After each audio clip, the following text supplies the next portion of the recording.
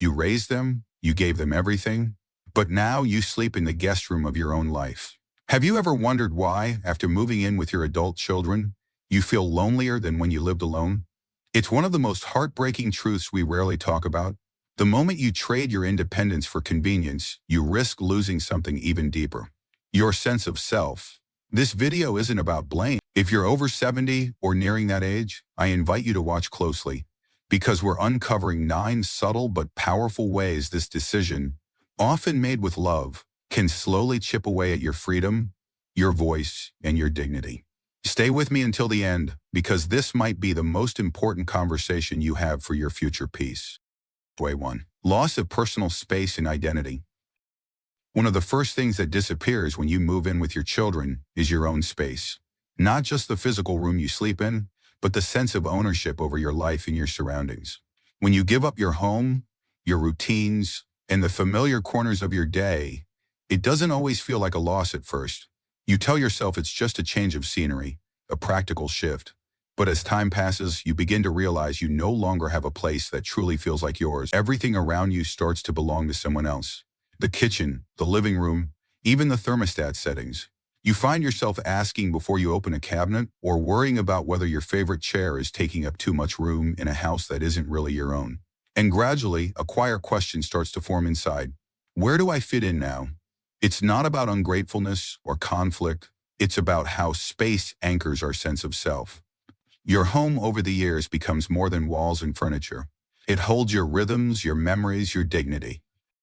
When you step away from that, even for good reasons, you sometimes trade your independence for a sense of obligation. I remember Harold, a 74-year-old man who moved in with his daughter after a mild stroke. He told me that at first he felt grateful and relieved, but after a few months, he caught himself whispering on phone calls, waiting for permission to watch his shows, and avoiding cooking meals he used to love because they made the kitchen smell too strong. He said, "I used to feel like a man with a home. Now I feel like a guest with a suitcase." That simple sentence stuck with me because it captured something many people feel but can't quite express. And it's not just about pride, it's about autonomy. Having your own space, even a small one, gives you the right to make small decisions every day that remind you that you're still in charge of your life. When that's gone, it can be hard to see where your identity went. You don't stop being who you are, but that voice inside you, the one that says, "This is my home, this is my day, this is my routine," begins to quiet down. And when it does, you start to feel invisible. Way 2, shift in family dynamics and authority. Moving in with your children can quietly alter the entire structure of the relationship. You go from being the one who raised them, made the rules, and held the authority, to someone who must now adapt to their household, their routines, and their decisions. It's not that your children are unkind or dismissive. In fact, they may be doing their best to be respectful. But the reality is, when you're under someone else's roof, even your own children, the balance shifts. Suddenly you find yourself adjusting to meal times you didn't set, cautious concerns about life you're not always part of, and decisions that happen without your input.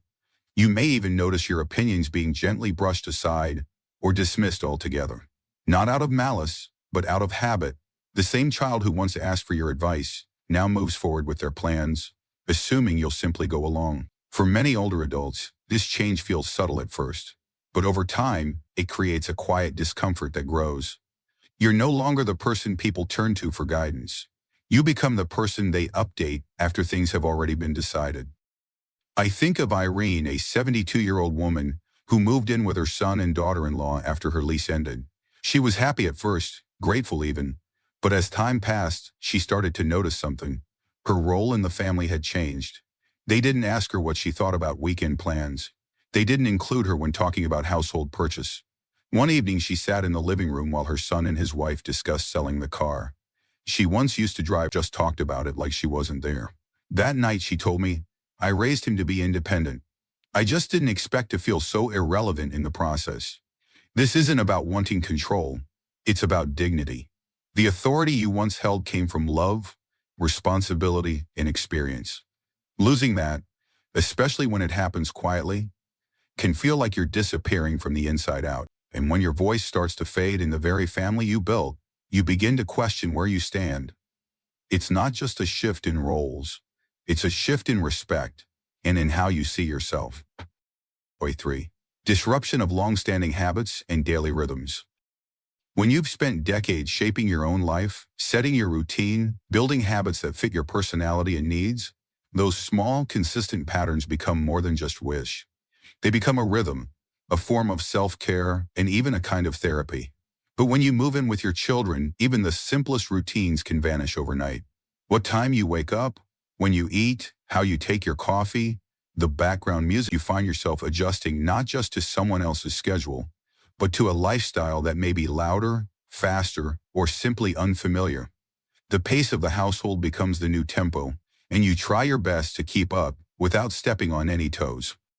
Some seniors adjust quickly, but many don't talk about the quiet stress of having to rewire their days to fit a rhythm that was never theirs to begin with.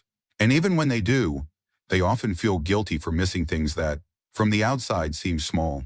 I remember John, 76, who used to take a walk every morning at 7:00 without fail. He said it was when he felt most at peace, watching the neighborhood slowly wake up, listening to the birds, greeting familiar faces. But when he moved in with his daughter and her family, mornings were filled with chaos. School lunches, barking dogs, quick breakfasts, and a lot of running around. His quiet walk got pushed aside, and when he tried to bring it back, he was told it didn't fit into the morning routine anymore. Eventually, he stopped asking.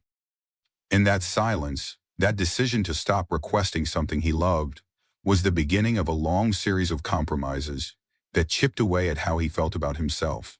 What many people don't realize is that these routines are more than habit. They're a declaration of personhood. They say, this is who I am. This is how I live. This is what brings me balance. And when those rituals disappear, so does a layer of emotional grounding. You start to lose not just comfort, but clarity about what kind of life you're living and who you're becoming. And over time, that can lead to a dull, chronic sense of disorientation that's hard to name but even harder to ignore. Because the truth is, when your day no longer feels like your own, your life starts to feel like it belongs to someone else. Way 4. Loss of financial autonomy and corrosiveness.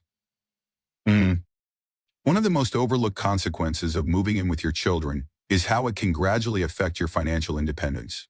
At first, it may feel like a relief.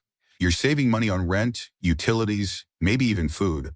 But over time, the very fact that you're no longer managing your own household expenses can quietly erode your sense of control over money. You might start contributing to groceries or paying a portion of the bills, but you're no longer the one setting the budget. And depending on the arrangement, your children might begin to handle things like your prescriptions, bank transfers, or appointments, all with good intentions, but not always with your full involvement. Sometimes these changes happen because you've asked for help. Other times, it's assumed either way. The end result is the same. You go from being the decision maker to being part of a system you didn't design. This can feel particularly hard when it comes to choices that reflect your values. Maybe you always donated to certain causes or enjoyed treating yourself now and then, but now you hesitate. You wonder if spending money on something unnecessary might seem selfish or impractical in someone else's eyes. I once spoke with a man named Leonard, age 78, who had moved in with his daughter and her husband after a surgery. They insisted on managing his bills so he could focus on healing. But months later, when he tried to order a birthday gift for his granddaughter or contribute to a local charity, his daughter would pause and say, "Do you really need to spend money on that right now?" He told me it made him feel like he needed permission to be generous, something he'd never experienced before. And it's not just about the money. It's about what money represents: freedom, responsibility, agency, the ability to decide how you live and what matters to you. When those decisions start getting filtered through someone else's priorities, you can begin to feel like you're being managed rather than respected. You might start second-guessing your choices, delaying purchases, or even hiding small expenses just to avoid judgment. This slow shift often happens without confrontation. There's no argument, no ultimatum, just a gradual narrowing of your freedom, like a hallway getting smaller each time you walk down it. And what's most painful is that it's often done in the name of love and care. But love without respect for your autonomy doesn't feel like care. It feels like quiet confinement. Way 5. Erosion of privacy and personal boundaries. When you move in with your children, the idea of family closeness often comes with a trade-off that's not always obvious at first: your privacy. Sharing a home means sharing space, energy, routines, and often unspoken expectations. And over time, that closeness can begin to blur the lines that once defined your boundaries. It might start with small things. Someone walking into your room without knocking, your mail being opened by mistake, or people using your belongings without asking. These harmless on the surface, but they signal something deeper, that your personal space, once protected by the four walls of your own home, is now open territory. The toughest part is that you may not feel like you have the right to say anything. After all, you're a guest in someone else's house, even if that someone is your child. You don't want to create tension, so you stay quiet, letting little intrusions pile up until they become the new normal. There's a particular kind of exhaustion that comes from always being on, always filtering your words, checking your tone, or worrying about whether your presence is a burden. And that exhaustion builds over time, especially when you feel like you can't fully relax. Even in the place where you sleep. I think of Evelyn, 75, who moved into her son's home after her husband passed. She described how, for the first few weeks, she loved having people around, but slowly she noticed that she could never find a quiet corner. The television was always on, kids ran in and out of rooms, her evening work turned into helping with homework or babysitting without being asked. She said, "I used to have my little rituals before bed. Tea, soft music, journaling. Now I go to bed holding my breath, hoping no one knocks." The lack of privacy doesn't just disrupt your habits, it chips away at your inner calm. It can make you feel exposed even if no one's being intentionally invasive. It's the sense that nothing you do is truly your own anymore, and that every part of your life now exists under someone else's roof and someone else's gaze. Boundaries are essential for emotional health at any age. They aren't about distance, they're about respect. And when those boundaries dissolve, you can begin to feel like your role in the family is no longer defined. Are you a parent, a roommate, a live-in helper, or something in between? A kind of confusion doesn't just live in the walls, it starts to live in your mind. You begin to doubt your right to ask for space, your right to rest, your right to simply be yourself. And for someone who has lived a full, independent life, that kind of doubt can be deeply unsettling. It creates a constant sense of unease, like you're occupying a space where you're both present and invisible at the same time. Way 6. Diminished social connections and community ties. In the tender rhythm of your later years, your heart hums with the warmth of friendships and community, a vibrant thread weaving meaning into your days. Yet moving in with your children can quietly unravel these ties, leaving your spirit adrift in a sea of isolation. This ninth way is a poignant loss, the fading of your social world, clubs or coffee chats that once anchored your sense of belonging. For Clara, 77, her weekly book club and porch talks with friends were her lifeline, until living with her son's family in a new town silenced those joys. Her laughter grew faint, her world smaller, until she sought a local senior center to rekindle her spark. Leaving your community severs roots that nurture emotional health, risking loneliness that studies link to cognitive decline in seniors. Protect your connections. Join a nearby group or call old friends. Ask, am I still woven into my community's embrace? Comment number 6 below, subscribe, and hit the bell for more insights. Way 7. Emotional isolation and generational misunderstanding. Living with your children doesn't always mean feeling connected to them. In fact, one of the most painful realities for many older adults is discovering how alone they can feel, even when surrounded by family. Emotional isolation can quietly set in, not because of cruelty or neglect, but because of something much harder to name: generational distance. Your children, no matter how loving they are living in a different world. Their priorities, their daily stresses, the pace of their lives, it all runs on a track that may no longer match your rhythm, become rushed. Shared meals turn into distractions, filled with phones and screens, and the things you want to talk about, memories, fears, reflections, can feel out of place in the noise of a busy household.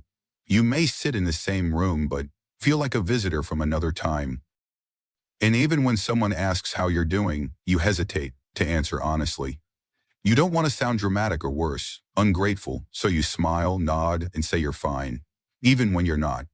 I remember speaking with Gerald, age 79, who moved in with his daughter after a fall. He said the first few weeks were warm and full of attention, but soon life returned to normal for them. He would sit alone for hours while they worked and ran errands. And when they were home, they were tired, distracted, always on the go.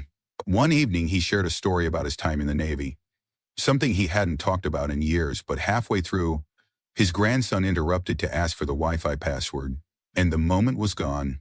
Gerald said, "I wasn't mad. I just realized there wasn't room for my world in their world anymore." That realization, that your stories, your wisdom, even your humor no longer find a home in the place where you live, is a kind of grief all its own. It's the loss of emotional relevance, the quiet slipping away of your place in the conversation, and when your inner world has nowhere to go, it starts to shrink. You talk less, you share less, you smile more to cover the silence. As understandings grow, not out of arguments, but out of absence. They don't know how you're feeling because you've stopped telling them. And you've stopped telling them because somewhere along the way, you felt they stopped listening. The hardest part? You still love them deeply. You still want to protect them, support them, even cheer them on. But it's difficult to give when you're emotionally empty. And it's difficult to refill yourself in a space where your feelings have nowhere to land. Way. Self-prolonging to do so. Avoid becoming a burden. One of the most invisible sacrifices older adults make after moving in with your children is the quiet act of silencing themselves.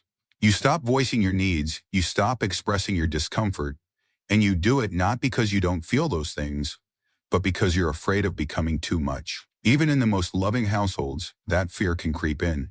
You don't want to be the reason someone changes their plans. You don't want to disrupt the flow. And most of all, you don't want your children or their spouses to feel like your presence makes life harder. So you swallow your thoughts. You don't mention the noise that keeps you awake. You don't talk about how cold the house feels to your aging bones. You tell yourself it's fine, even when it's not. And at first, this silence feels noble, like you're doing the right thing. But over time, it takes a toll. Because every time you choose silence over honesty, you teach yourself that your feelings matter less, that your voice doesn't deserve space. I remember Elaine, 73, who had always been strong-willed and outspoken. But after moving in with her son and his family, she found herself shrinking. She stopped asking for help with groceries. She didn't mention that the new mattress was hurting her back. When I asked her why, she said, "They already do so much. I don't want to seem ungrateful." The word ungrateful haunts many older adults. It becomes the measuring stick for every complaint, every request, every moment of need, and because you never want to cross that line, you keep quiet. But gratitude and honesty can live together.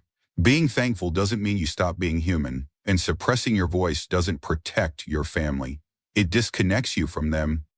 This silencing becomes a daily habit. You laugh when you want to sigh. You agree when you feel unsure. And after a while, you forget what it felt like to speak freely, to ask without guilt, to be seen in full, not just as someone receiving help, but as someone still whole, still valid. The truth is, your children may never ask you to silence yourself, but if the environment makes you feel like you must, the outcome is just as painful.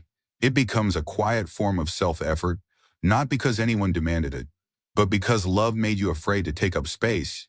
And that's a loss few people recognize, because when you stop asking for what you need, you don't just lose comfort. You lose connection with others and with yourself. We now lost of purpose and role within the family. As time passes, one of the deepest shifts you may feel after moving in with your children is the slow fading of your role. The responsibilities you once held, the daily decisions, the small ways you contributed, even the quiet sense of purpose that guided your mornings, begin to disappear. It doesn't happen all at once. There's no announcement, no declaration that your role has changed, but little by little, the things that used to give your life structure begin to fall away. You no longer plan the meals, make the lists, or fix what's broken. You stop being the first person someone calls when they need advice. You become a witness to the family's life, not a participant. This change can feel especially painful when you've spent decades being the anchor, the problem solver, the giver, the one who kept things moving, and suddenly your days are quieter, less defined, sometimes even empty.